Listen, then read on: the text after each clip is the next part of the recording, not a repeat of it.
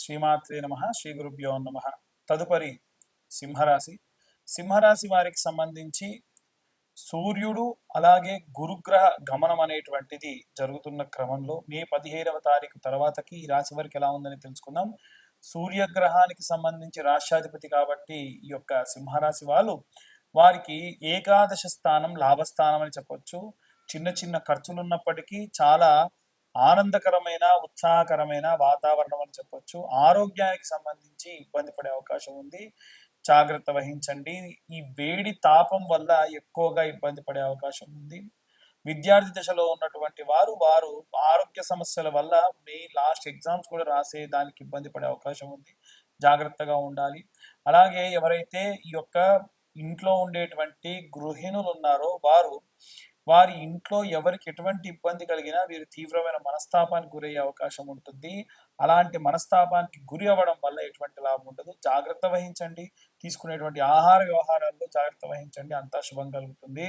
అలాగే ఎవరైతే ఉద్యోగస్తులు ఉన్నారో వారికి సంబంధించి ఆదాయపరంగా అంతా బాగానే ఉంటుంది, కానీ విపరీతమైనటువంటి మానసిక ఒత్తిడి పెరిగే అవకాశం ఉంటుంది. వ్యాపారస్తులందరికీ కూడా చూసుకున్నట్టయితే వ్యాపారానికి సంబంధించి తీసుకునే నిర్ణయము, ఇచ్చేటువంటి డబ్బులు ఎవరిని ఇస్తున్నారు, ఎందుకు ఇస్తున్నారు, ఎక్కడిస్తున్నారని తెలుసుకుని ఇవ్వండి.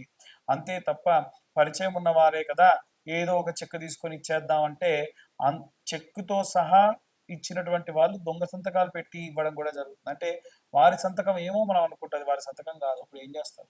ఈ రకమైన ఇబ్బందులు పడ్డ వాళ్ళు చాలా మంది ఉన్నారు. నేను కేస్ స్టడీ చేసి క్లియర్గా ఆ గ్రహ సంచారాన్ని బట్టి చెబుతున్నాయి. ఇవన్నీ గోచార రీత్యా చెప్పే విషయంలో పూర్తిగా మీ జాతక రీత్యా మీకు కానీ date of birth time place ఉంటే ఇంకా పూర్తిగా జాతకం విశ్లేషణగా చెప్పే అవకాశం ఉంది.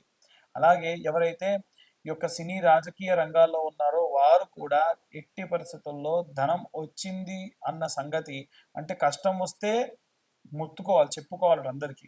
అదే ధనం వస్తే దాచుకోవాలి. అలా కాకుండా కాస్త రివర్స్లో చేస్తే డబ్బు వస్తే అందరికి చెప్పుకొని కష్టం వస్తే దాచుకుంటే దానివల్ల చాలా ఇబ్బంది పడే అవకాశం ఉంటుంది. డొనేషన్స్ అడిగే వాళ్ళు అడుగుతారు, దానం చేయమని అడిగే వాళ్ళు అడుగుతారు, చాలా రకాల ఇబ్బందులు పడుతూ ఉంటారు. ఇక అన్ని వర్గాల వారికి సంబంధించి ఎలాంటి రెమెడీస్ తీసుకోవాలి, ఎలా మంత్రపఠనం చేయాలనే విషయాన్ని ఇప్పుడు మనం తెలుసుకుందాం. మే 15వ తారీఖు నుండి చూసుకున్నట్టయితే గురుగ్రహ సంచారం మారడం వలన ద్వాదశ రాశుల వారికి చిన్న చిన్న మార్పులు ఏర్పడే అవకాశం ఉంది. విశ్వావసునామ సంవత్సరంలో ఈ మార్పులు కీలకమైనటువంటి వాతావరణాన్ని, కీలకమైనటువంటి ధనలాభాన్ని కూడా ఇచ్చేటువంటి అవకాశం ఉంది. ఎట్టి పరిస్థితుల్లో విద్యార్థి దశలో ఉన్నటువంటి వారు వీలైనంత వరకు మునుముందు ఫ్యూచర్కి సంబంధించి ఎలాంటి ప్రణాళికలు తీసుకోవాలి, ఏ విధంగా ముందుకు వెళ్ళాలి అనేటువంటి వాటి మీద ఫోకస్ చేయడం మంచిది. ముఖ్యంగా వీరు సరస్వతి లేహ్యము అని దొరుకుతుందండి.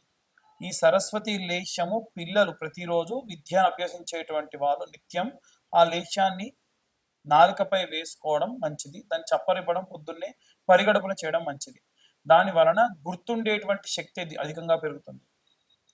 ఇక ఎవరైతే ఈ విద్యార్థి దశలో ఉన్నటువంటి వారు ఉన్నారో ప్రతి నెల ఖచ్చితంగా ఉలవలు తినే ప్రయత్నం చేయండి. మతిమరుపు అనేది రాదు. ముఖ్యంగా విద్యార్థులకు కావాల్సింది మేధాశక్తి.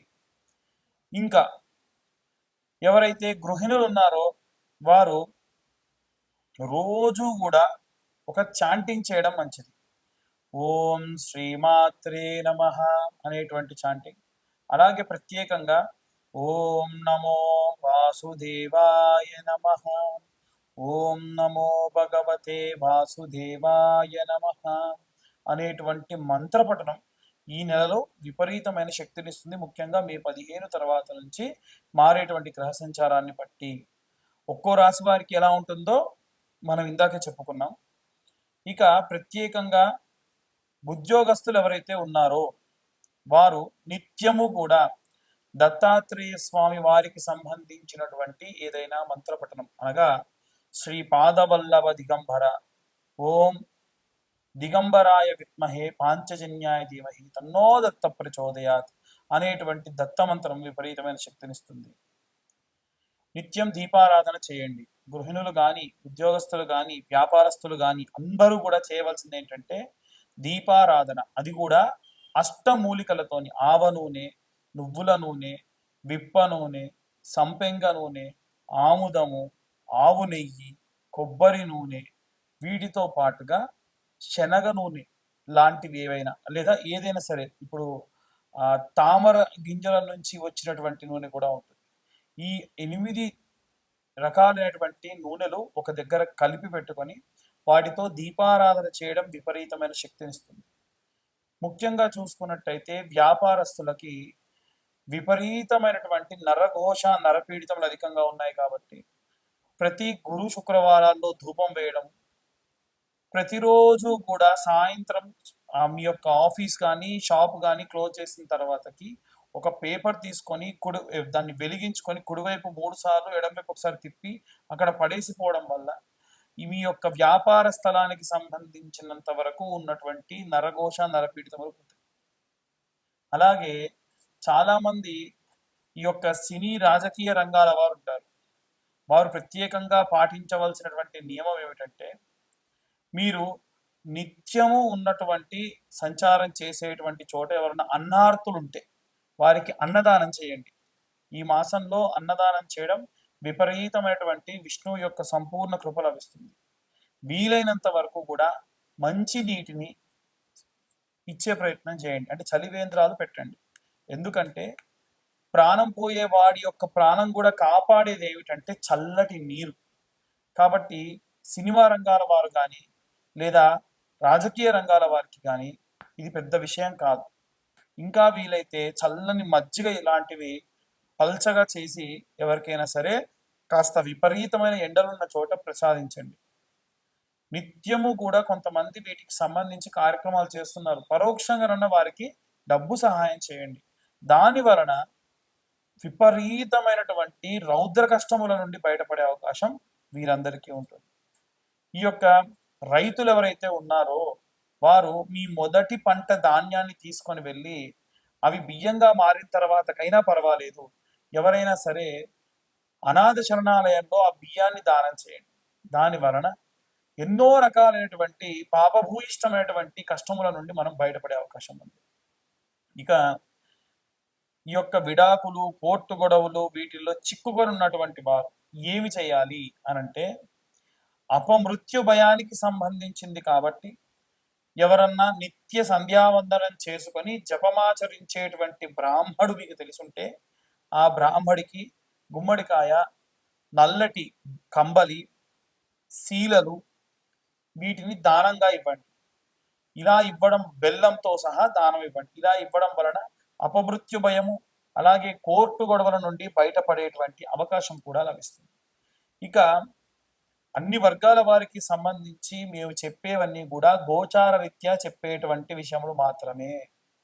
మా వీడియో పైన తమ్నైల్స్ ఏవైతే ఉంటాయో వాటిల్లో చాలా నిగూఢమైన అర్థం ఉంటుంది. దాన్ని ఎవరిని డిస్కరేజ్ చేయడానికి కానీ ఎవరిని బాధ పెట్టడానికి కానీ 100కి 100% కాదు. ఒకవేళ ఎవరైనా సరే మిమ్మల్ని ఆ తమ్లైన్స్ చూసి ఎవరైనా బాధపడుంటే అన్యదా భావించరాదు. ఎందుకంటే మా దాకా వచ్చి మా వీడియో చూడాలనేటువంటి ఇంటెన్షన్ ఒకవైపు ఉంటే దానిలో అర్థం కూడా ఇంకోలా ఉంటుంది. ఒక స్త్రీ వల్ల మీకు లాభం కలుగుతుందంటే ఎవరా స్త్రీ అండి అని ఫోన్లు చేస్తూ ఉన్నారు. నేను చెప్పేది ఒకటే, స్త్రీ అంటే మీ ఇంట్లో ఉండే తల్లి, మీ చెల్లి, మీ భార్య కూడా ఏంటొచ్చు కదా, బయట నుంచి ఎందుకు ఎక్స్పెక్ట్ చేస్తున్నారు? సో మన ఆలోచన విధానంలో ఉన్నటువంటి లోపం అది. నేను ఇప్పుడు ఎవరిని పాయింట్అవుట్ చేసి చెప్పట్లేదు, వారి వారి పరిస్థితి తగ్గట్టుగా వారు అలా ఆలోచిస్తూ ఉన్నారు. ఇవన్నీ గోచర రీత్యా చెప్పేటువంటి విషయములు మాత్రమే. పూర్తిగా మీ జాతకం విశ్లేషణతో మీకు కావాలి అని అంటే మీరు మీ పేరు, మీ date of birth, time, place కింద ఉన్న నెంబర్కి వాట్సాప్ చేయండి. పూర్తి జాతకాన్ని మీరు తెలుసుకోండి.